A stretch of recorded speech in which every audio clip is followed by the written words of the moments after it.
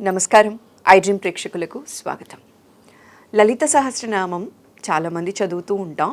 అయితే అందులో నామానికి అర్థం ఎంతమందికి తెలుసు అంటే మాత్రం ప్రశ్నార్థకమే. అయితే ఈరోజు దాని గురించి మనం పూర్తి వివరాలు తెలుసుకుందాం.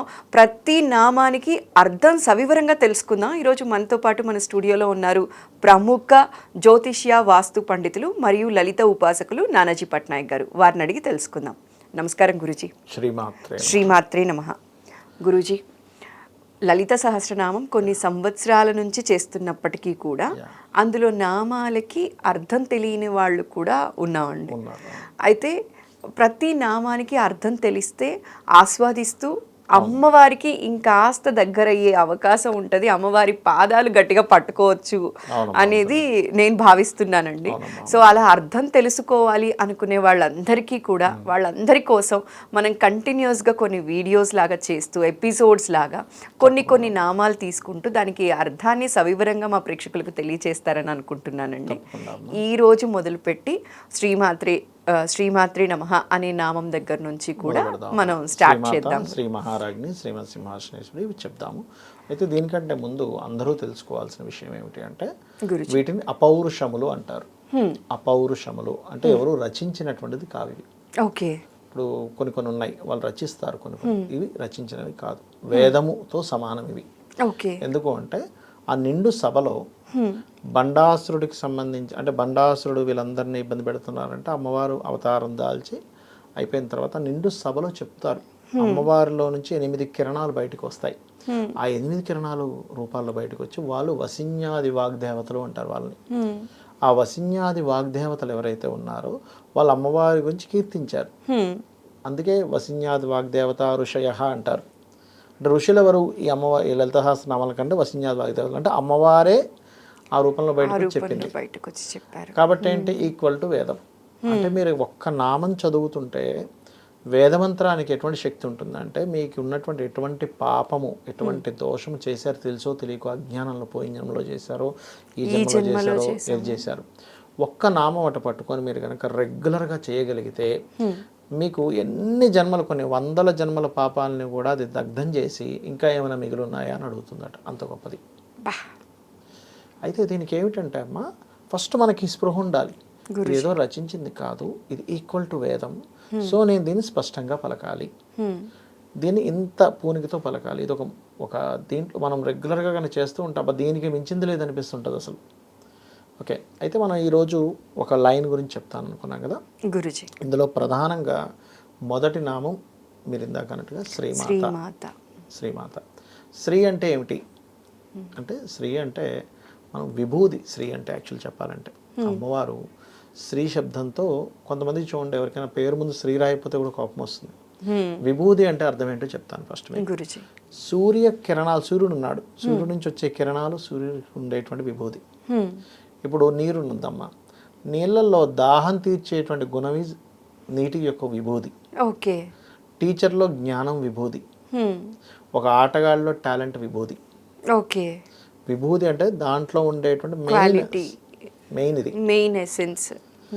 స్త్రీ మాత అంటే అన్ని విభూతులు ఉన్నటువంటి తల్లి. ఓకే. ఓకే.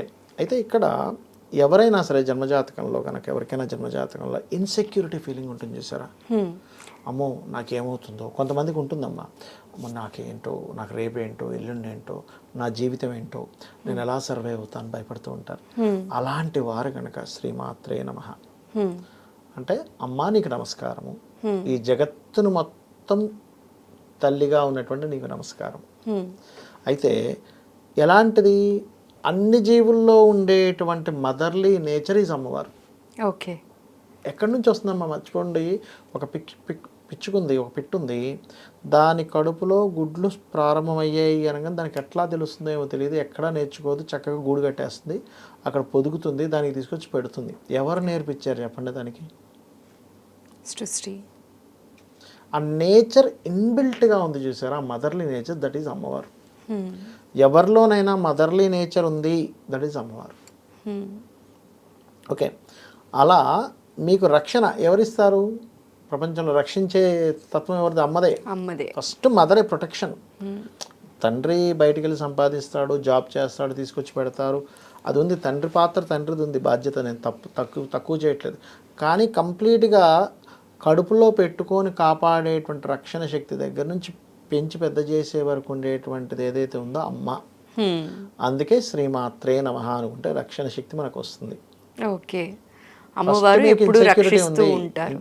అమ్మవారు ఎప్పుడు రక్షిస్తుంది. మీరు అన్నట్టుగా ఇన్సెక్యూరిటీ ఉంది, శ్రీమాత్రే నమః అనుకోండి. నేను ఈ పని చేయగలనా చేయలేనా అన్న అపోహలు ఉన్నా, రేపేం జరుగుతుందో అన్న భయం ఉన్నా కూడా, భయం ఉన్నా అయితే ఈ పని చేయగలనా చేయగలేనా అనే దానికి ఇంకో నామం చెప్తాను నేను. దానికి అది దానికి సంబంధించి అది వచ్చినప్పుడు చెప్తాను. సో శ్రీమాత్రే నమః అనే నామాన్ని రెగ్యులర్గా చేసుకుంటే ఇది మనకి అంటే సృష్టి స్థితి లయకారిణి ఎవరో ఆమెకు నమస్కారం అని కూడా అర్థం వస్తుంది ఇందులో. ఓకే ఓకే, ఇది అయితే శ్రీమాత ఈ విశ్వం అంతటికి మాత అనేటువంటిది అర్థం. శ్రీ మహారాజ్ని, చాలా మంది మహారాజ్ని అనుకుంటారు, రెండవ నామం. రాణులకే రాణి అని అర్థం. ఇప్పుడు ఒక లీడర్ ఉన్నాడు, ఒక ఆఫీస్ నడిపిస్తుంది ఒక ఆవిడ కింగ్, ఆవిడ క్వీన్ అనుకుంటుంది, కానీ ఆవిడ మీద ఉంది ఈవిడ. ఒక దేశాన్ని నడిపిస్తుంది ఒక రాణి అనుకుందాం, ఆవిడ మీద ఉంది ఆవిడ.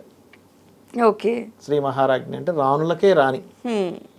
ఓకే, అంటే నువ్వు రాణి అవ్వాలంటే ఫస్ట్ ఆ రాణి యొక్క అనుగ్రహం ఉండాలి. అంటే నీకు గనక ఒక మంచి పొజిషన్లోకి వెళ్ళాలంటే కూడా ఈ నామం పనికి వస్తుంది.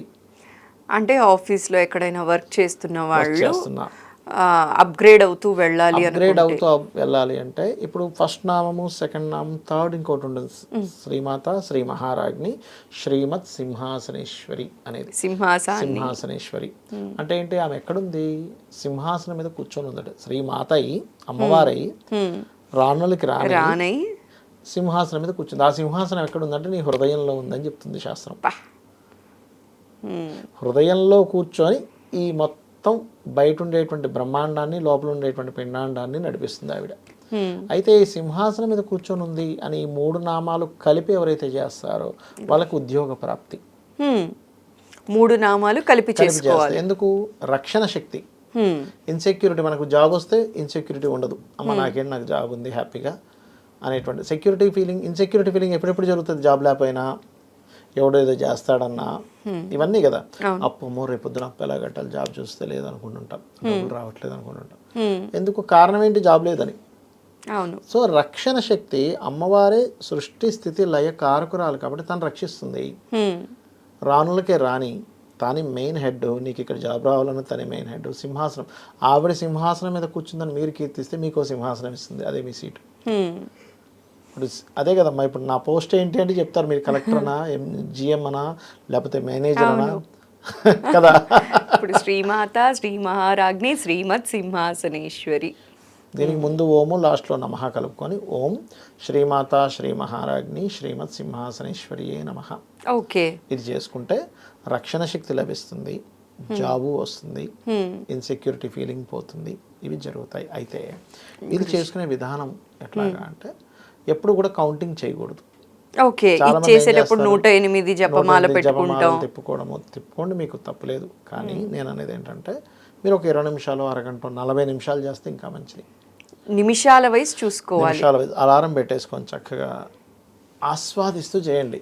శ్రీమాత శ్రీ మహారాజ్ని శ్రీమత్ సింహాసనేశ్వరి. నోటితో పలకాలని రూల్ ఏం లేదు, మనసుతో చేసుకోవచ్చు. మీరు ఆస్వాదిస్తుంటే ఉంటే సమ్ టైమ్స్ ఏమవుతుందంటే మనల్ని ఇట్లా అంటే ఒక్కసారిగా అలైన్ అయిపోతాయి చక్రాలు. అసలు నేను చాలాసార్లు గమనించానమ్మా, లలితాసహస్రనామాలు చేసేటప్పుడు చక్రాలన్నీ అలైన్ అయిపోయి స్ట్రక్ ఇట్లా ఒక్కసారికి ఇట్లా అవుతుంటాం ఒక్కోసారి మనం. దాంట్లోకి లీనమైపోయి కనుక వెళ్ళగలిగితే అది ఒక ఎనర్జీ అమ్మ. వేదమంత్రం వేదంతో సమానం అని చెప్పాను కదా. ఆ ఎనర్జీ ఎప్పుడైతే మనం లోపల తీసుకొని చేస్తుంటామో మనకు ఒక ఆరా ఉంటుంది.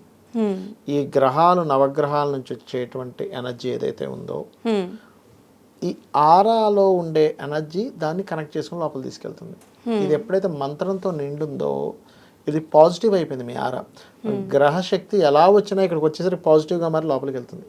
ఎలా అయితే ఒక బల్బుకి మీరు పసుపు రంగు పెట్టారు, కాగితం పసుపు కలర్ పడుతుంది, ఎరుపు రంగు పెడితే ఎరుపు కాంతి ఎలా పడుతుందో, ఈ ఆరా యొక్క సిస్టమ్ ఎప్పుడైతే అమ్మవారి నామంతో నిండిందో ఆటోమేటిక్గా మార్పు వస్తుంది. ఇలా ఒక అతను అయితే జాబ్ లాగా చాలా బాధపడేవాడు.